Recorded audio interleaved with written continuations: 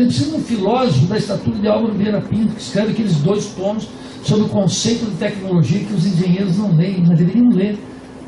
Né? Ou tem um físico como Mário Schember, ou tem um como Zé Leite Lopes, gente que entendia sobre o Brasil, e criar ciência, emancipar a ciência, e não fazer um programa bobado como esse Ciência Sem Fronteiras, a coisa mais horrorosa que se criou no Brasil.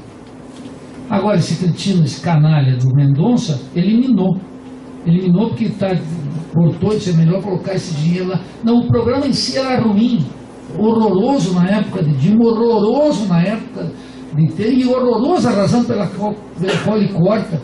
Nós tínhamos que trazer os cientistas do mundo para cá, para trabalhar aqui com os nossos alunos na graduação, trazer os melhores do mundo. Como é que você... Eu li há pouco tempo a biografia do Montenegro. O Montenegro foi o cara, esse brigadeiro que criou o Instituto Tecnológico da Aeronáutica e o Centro Tecnológico da Aeronáutica. Sabe o que ele fez? Ele não mandou estudantes lá fora para aprender inglês, francês, espanhol e outra bobajada. Ele foi lá, chamou o chefe do departamento de engenharia aeronáutica da Universidade de Harvard, contratou o cara veio para cá, montou o ITA, o Instituto Tecnológico da Aeronáutica, o professor Smith, trouxe para cá esse cara, ele começou a montar, treinou nossos estudantes, e esse gringo, ele disse uma coisa fundamental, ele disse, olha, mesmo que os Estados Unidos dê de graça aviões para nós de 2ª categoria, vamos rejeitar, vamos fazer aqui tudo. Um nacionalista, cacete. Não um bocó total cosmopolita, globalizante, analfa, que não sabe como o mundo funciona, que acha ciência sem fronteiras, pode ser coisa mais ignorante que isso. A ciência tem fronteira, porra. E é por isso que no sistema capitalista manda, sabe o quê? As patentes. Agora observe o pedido de patente e os registros de patentes dos países latino-americanos não existem. O Brasil não existe. Eu dei um exemplo junto com o Valdir Rodinelli, professor de História, escrevendo Crítica à Razão Acadêmica, e agora estamos soltando Crítica à Razão Acadêmica, volume 2, que é uma crítica à universidade. Pensem, por exemplo, o que é uma universidade alienante. Aqui no Brasil eu dou um exemplo que é eloquente. Esse exemplo foi tratado pelo ex-ministro de Ciência e Tecnologia, Aloysio Mercadante, numa sessão especial do Senado da República, há cerca de 3, 4 anos atrás. E qual era o assunto? O assunto era um só. A análise da copaíba. A copaíba é uma planta brasileira, amazônica. Só dá aqui, não dá no Japão. Não dá na Irlanda. Não dá nos Estados Unidos. Não dá na França. Dá aqui nos trópicos, nessa exuberância. O que acontece com essa copaíba? Chegamos ao estudo que mais de 90% dos artigos publicados sobre a copaíba são publicados por brasileiros. E aí quando tu vai ver as patentes não são nossas. 15 são dos Estados Unidos, 7 ou 8 são da Inglaterra, 6 ou 7 são da China, e nós não temos patentes. O que faz? É o professorzinho bobado, tipo Capes, que publica, faz uma pesquisa vital sobre, por exemplo, o meu amigo Edson, lá em Floripa, ele já foi 3 pós-doutorados para o Japão, estudando as propriedades anticancerígenas do mate, do chimarrão, que tu está tomando aí, velho. Isso aí está o Edson dando lá no Japão. O Japão paga, daqui um pouco vai aparecer aqui um remedinho que o Edson ajudou a construir, que o Japão patenteou, como ele patenteou o açaí, como começou a patentear as plantas nossas, e o sujeito fica com um nódulo qualquer, vai lá na farmácia, compra uma pastilha para começar a combater ou qualquer produto de natureza médica, e ele não sabe que o trabalho dele está ali colocado, por aquele artigo que ele mandou para lá. Lá nos países centrais funciona uma coisa fundamental, a articulação entre o fomento público estatal da pesquisa, as empresas multinacionais e as universidades articuladas. Elas fazem um tripé. E aí o que eles fazem? Eles sugam. Essa semana, o exército dos Estados Unidos está selecionando estudantes em pleno São Paulo na área de nanotecnologia para criar anfíbios e carros militares.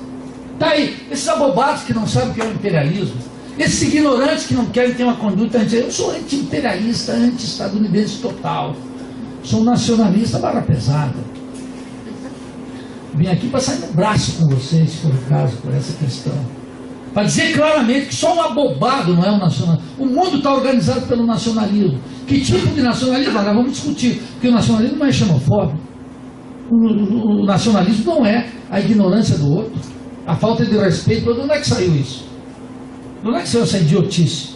O nacionalismo, o cara conhecer a sua história, ter apreço pela sua cultura. A única forma que ele tem de entender a cultura do outro é conhecer a sua profundamente. Se não conhecer a sua, não vai entender o outro, vai ser colonizado pelo outro. Aí o que acontece? O sujeito vai aqui, faz os nossos pesquisadores. Veja, quando eu estou dizendo que os nossos pesquisadores são alienados, eu não quero dizer que eles são burros. Quero fazer essa diferenciação aqui. Um professor, um estudante alienado, não é que ele é burro, não é que ele não tenha capacidade, ele tem imensa capacidade, ele não sabe como é que funciona esse sistema mundial de produção de conhecimento. Então ele faz o artigo e publica numa revista que ele considera uma revista estrangeira, mas não é revista estrangeira, ou que ele considera, pior ainda, uma revista internacional, e não é uma revista internacional, é uma revista francesa, é uma revista irlandesa, é uma revista britânica, é uma revista gringa, estadunidense. Ele publica lá. Lá nos Estados Unidos tem projetos de pesquisa permanente, não tem contingenciamento de verba, austeridade. E os pesquisadores, junto com a indústria militar, junto com as multinacionais, junto com o Estado, financiam as pesquisas permanentes.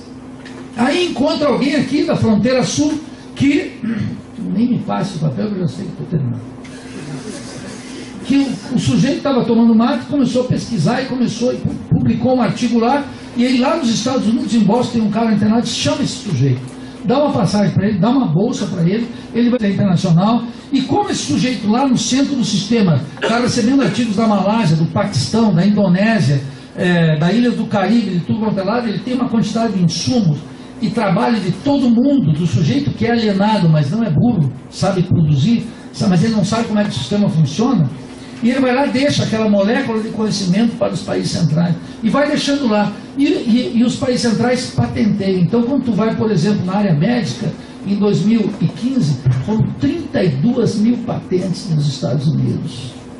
Sabe quantas no Brasil? 7.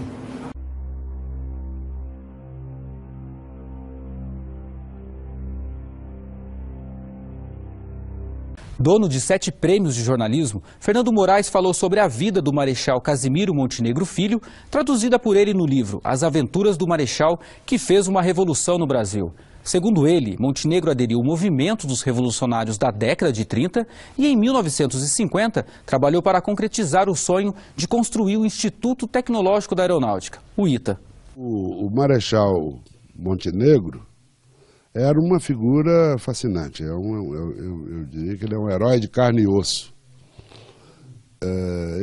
Por exemplo, há uma passagenzinha que me chama muito a atenção. Quando eu era moleque, garoto, morava no interior de Minas Gerais, em Mariana, família modesta, meu pai era um bancário, 9 filhos, então a gente vivia modestamente. Mas eu me lembro que quando eu ia fazer xixi na minha casa, eu olhava dentro do vaso sanitário assim e via impresso na louça Twyford Civic, London. O Brasil importava privada naquela época. O Brasil era incapaz de importar privada, pinico. E naquela época que eu fazia xixi em privada inglesa, numa casa de gente pobre, o Marechal Montenegro já sonhava com o Brasil como uma potência aeronáutica. E as pessoas diziam, é doido, né? Só pode ser doido, porque você não fabrica nem arame farpado nessa porcaria desse país. E esse cara quer que o Brasil seja potência aeronáutica. Passaram-se 60 anos e as 3 maiores fabricantes de aviões civis do mundo são a Boeing, dos Estados Unidos, a Airbus, que é um conglomerado europeu, e a Embraer, que está aqui a 5 minutos de automóvel desse lugar onde nós estamos conversando. Esse era o Montenegro, era uma figura muito interessante. Ele, além de criar o ITA, ele criou o Correio Aéreo Nacional e criou a Embraer, porque há tem um ditado que diz que filho feio não tem pai, e que filho bonito aparece um monte de gente para ser pai. Na Embraer hoje eu já ouvi umas 5 ou 6 pessoas dizendo, não, é eu que fundei a Embraer. Não, quem criou a Embraer foi o Marechal Casimiro Montenegro. Teve 2 fundadores. E ele não era um homem de esquerda, é um negócio que precisa ficar claro, porque às vezes as pessoas falam, não, mas ele peitou a ditadura, peitou não sei o que e tal. Não era um homem de esquerda, ele era um liberalzão clássico. Quando ele soube que o brigadeiro Bonilla estava metido com tortura, com ameaça de jogar preso político em alto mar, ele não acreditava, ele ficou absolutamente perturbado com aquilo e falou para a esposa dele, para a dona Antonieta, que não podia acreditar que a aeronáutica com a arma tão séria que tivesse gerado aqueles monstros e tal. Absolutamente contra a tortura. E foi ele que segurou a barra no ITA durante muitos anos, até que finalmente os militares não aguentaram mais e degolaram ele. A revolução vai comendo seus próprios filhos. Nesse caso não era uma revolução, era um golpe, mas também comia seus próprios filhos. E é uma figura fascinante em todos os aspectos, sabe? Ele teve brigas homéricas com o também brigadeiro Eduardo Gomes, porque o Eduardo Gomes pretendia que o ITA fosse uma espécie de oficina de aviões da FAB. E o brigadeiro defendia que o ITA fosse como o MIT dos Estados Unidos, no qual ele é inspirado, num centro de produção de conhecimento, um centro de produção de tecnologia para toda a sociedade, não só para as Forças Armadas. Então, e venceu, felizmente venceu a tese do Montenegro. Hoje qualquer pessoa, você, seu filho, pode fazer vestibular lá, se tiver qualificação, entra e vai estudar no ITA, vai se formar no ITA. Então é um grande personagem, foi um livro que me deu muita alegria e é parte da história de vocês. Embora ele fosse um cearense que aportou no Rio no começo do século para poder fazer aeronáutica, poder pilotar aviões, ele já não é mais um cearense, um joseense, um carioca, é um grande brasileiro, um grande brasileiro. Quando inauguraram uma estátua dele aqui, na entrada do ITA, o ministro da Defesa, que era o Zé Viegas, me convidou para vir. Fiquei muito emocionado de ver, porque eu não conhecia o Montenegro. Quando eu vinha começar a pesquisa para trabalhar no livro, ele já tinha morrido. Eu conhecia foto, conhecia filme, tinha muita coisa que a família gravava, então ver ele de bronze ali me pareceu muito bonito, me comoveu muito. É um grande personagem, grande. São José deve muito a ele, o Brasil deve muito a ele.